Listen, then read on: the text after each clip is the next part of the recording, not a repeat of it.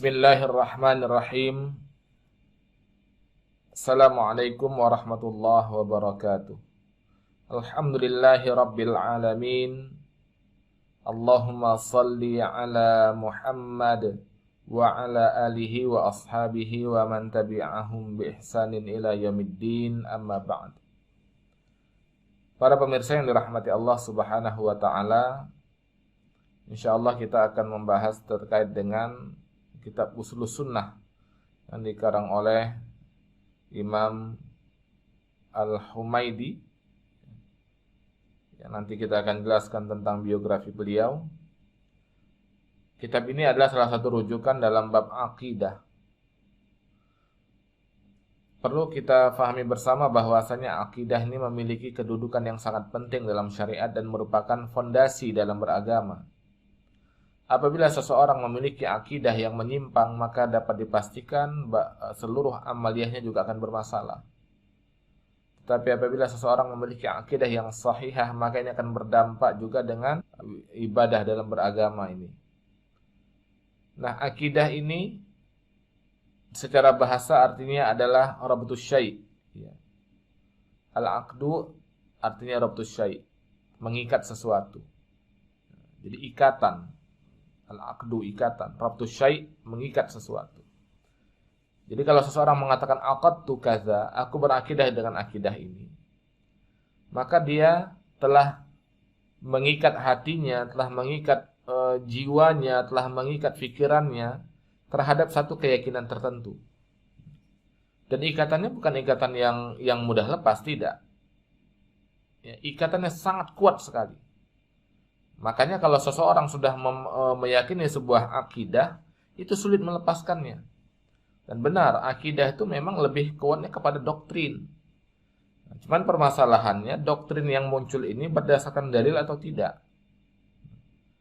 Jadi kalau tidak ada akidah, tidak akan orang itu kemudian bela dengan maksimal terhadap satu keyakinan yang dia yakini, yang dia punya. Jadi mau akidahnya itu akidah yang sahihah atau akidah yang batilah, sama prinsipnya. Ya. Apakah akidahnya benar, dia akan rela mati demi akidahnya tersebut. Dan ketika dia berakidah dengan akidah yang sesat, akidah yang menyimpang, dia pun rela mati dalam mempertahankan akidahnya yang menyimpang tersebut. Itu sebabnya hati-hati dalam wilayah akidah ini. Karena ketika sudah meyakini sesuatu, hatinya, jiwanya, pikirannya itu diikat dengan keyakinan itu. Nah, kalau sudah terkait dengan akidah ini, apapun dia korbankan.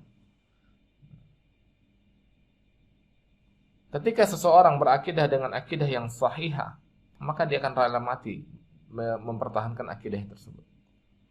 Dan ketika ada seseorang berakidah akidah yang menyimpang, akidah yang sesat, misalnya akidahnya Syiah, akidahnya Ahmadiyah misalnya. Nah, ini adalah orang-orang atau yang masuk kepada kelompok-kelompok ini dan kemudian mengikatnya dengan keyakinan sebagaimana yang didoktrinkan dalam Syiah ataupun Ahmadiyah misalnya. Maka mereka susah, kalau tidak karena izin Allah SWT, akan susah untuk ditarik kembali, untuk diselamatkan kepada akidah yang sahihah. Kenapa? Karena mereka telah masuk ke dalam jiwanya, masuk ke dalam hatinya. Dan bagi mereka ketika diboikot, ketika diserang, atau ketika misalnya mereka bahkan sampai terluka, mereka menganggap bahwasannya itu sebuah kemuliaan mereka dalam mempertahankan keyakinannya. Makanya akidah-akidah menyimpang ini ya, harus ditegakkan kepadanya hujjah bagi korban, ya, bagi orang yang terpapar dengan pemahaman atau akidah yang menyimpang. Maka yang harus diluruskan adalah pemahamannya, adalah informasi yang valid, yang jelas, ya, terkait dengan akidah yang sahihah. Tidak bisa dengan kekerasan. Kenapa? Karena bagi mereka menderita dalam mempertahankan keyakinan adalah sebuah kemuliaan. Jadi ini yang perlu kita perhatikan. Oleh sebab itu, kita juga mengajarkan kepada diri kita, keluarga kita, anak cucu kita, supaya diberikan pelajaran kepada mereka akidah yang benar, akidah yang sahihah, sehingga terbentengi.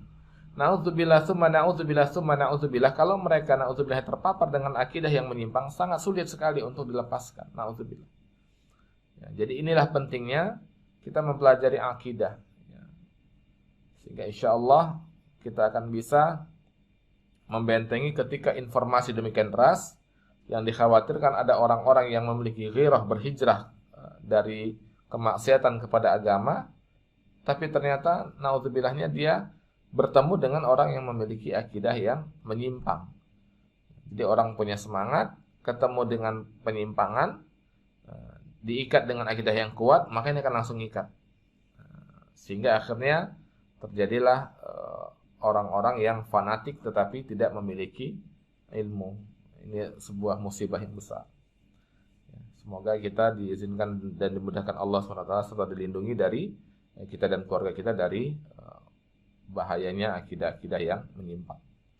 Nah, ini kitab Ushul Sunnah ini adalah karya dari Syekh Al-Imam Abu Bakar Al-Humaidi.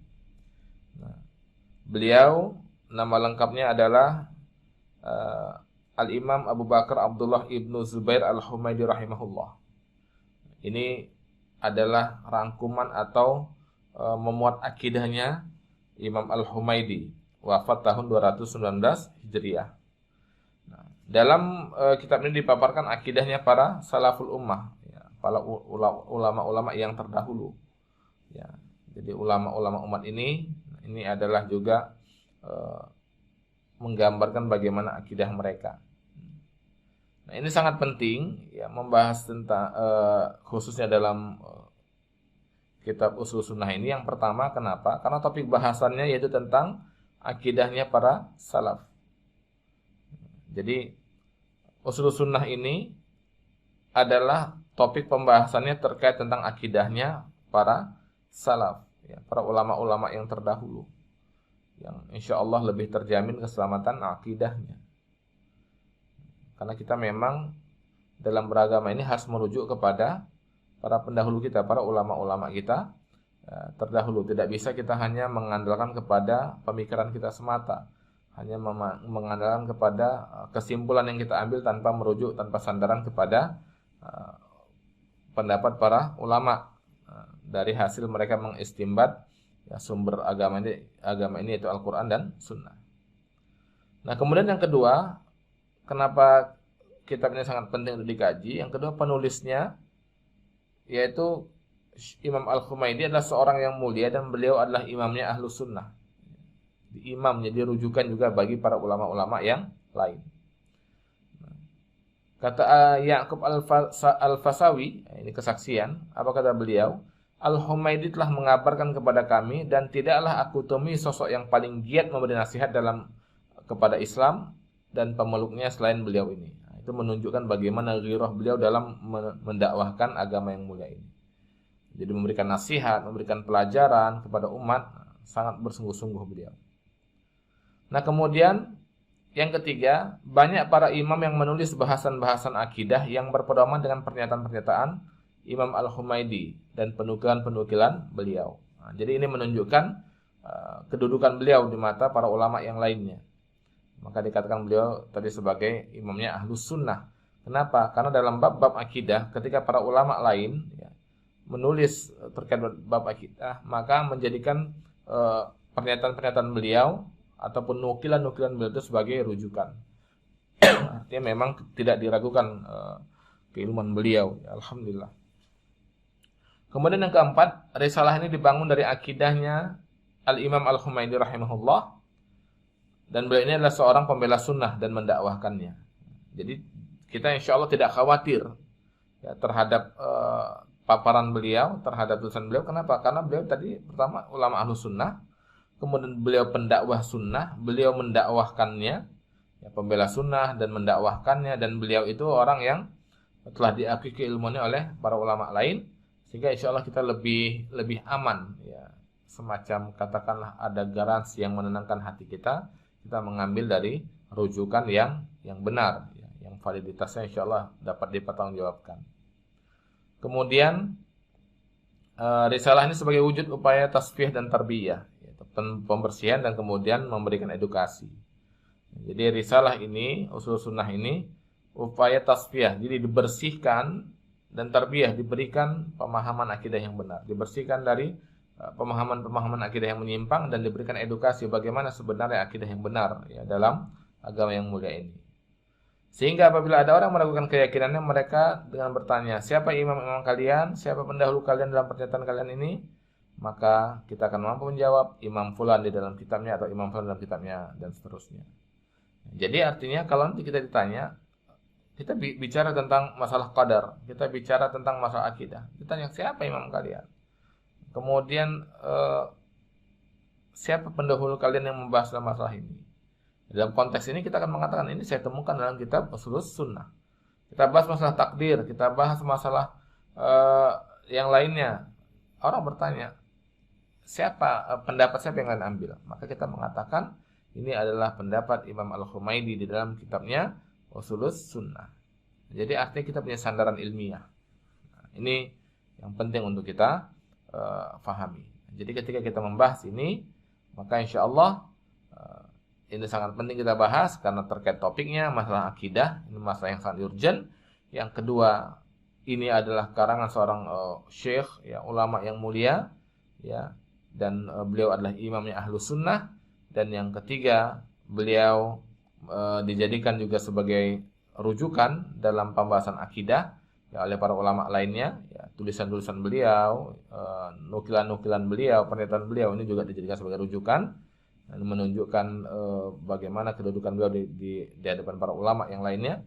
Dan kemudian akidah beliau ini adalah akidahnya pembela sunnah. Jadi insya Allah kita tidak khawatirkan bukan akidahnya ahlul bid'ah seperti Qadariyah, Jabbariyah, Mu'tazilah, Syiah dan lain sebagainya.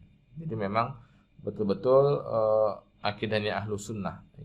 Kemudian ini juga menjadikan sandaran ilmiah kita ketika berbicara wilayah akidah, maka kita bersandarkan kepada usul beliau, dan kemudian sehingga kita tidak membiarkan kita mereka-reka saja, ya, menyimpulkan saja ketika berbicara di wilayah akidah.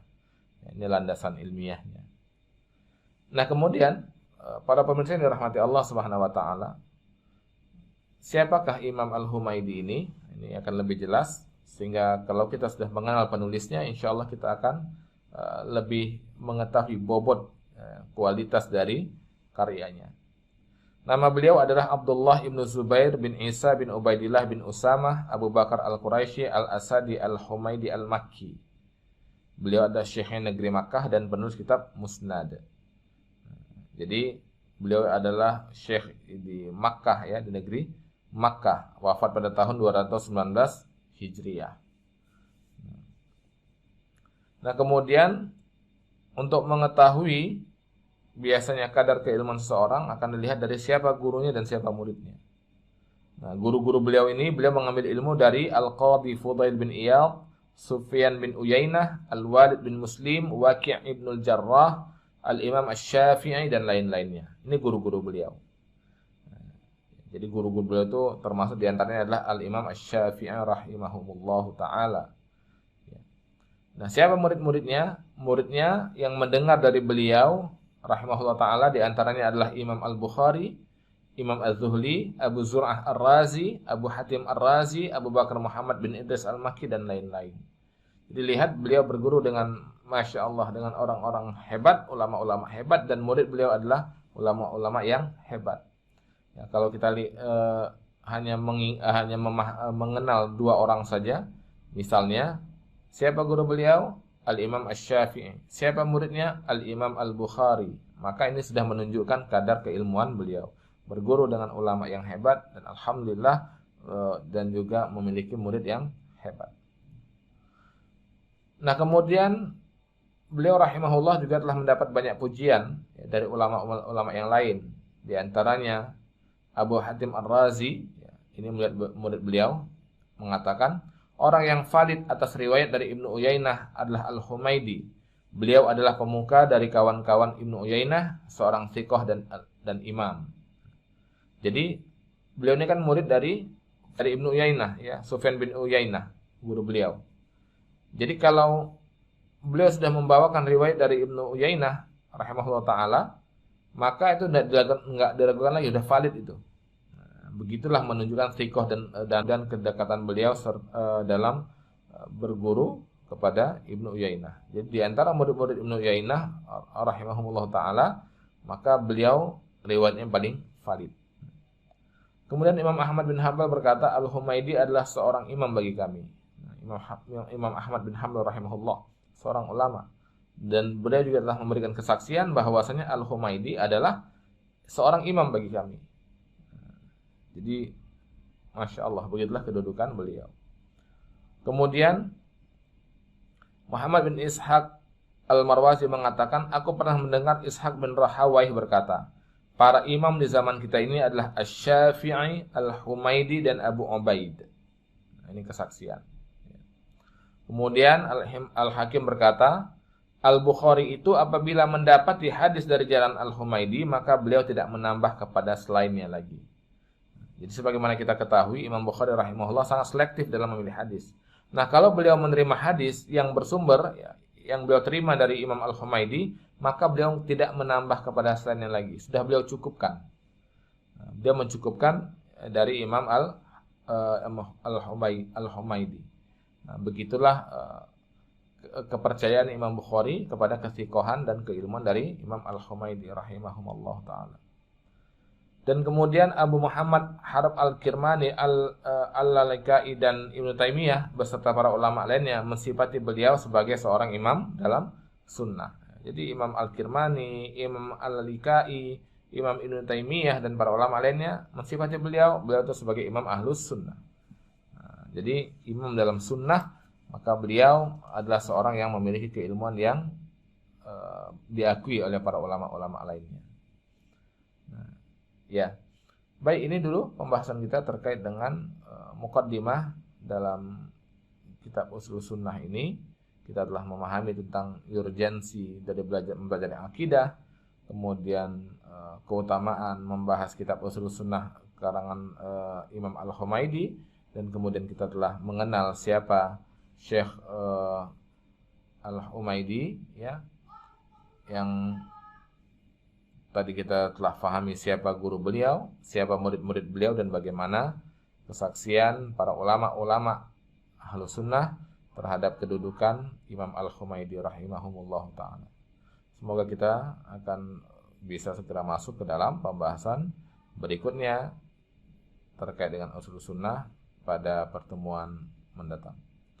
Wallahu a'lam bishawab. Subhanakallahumma bihamdik asyhadu an la ilaha illa anta astaghfiruka wa atubu ilaik. Wabillahi hidayah wa taufiq. Assalamualaikum warahmatullahi wabarakatuh.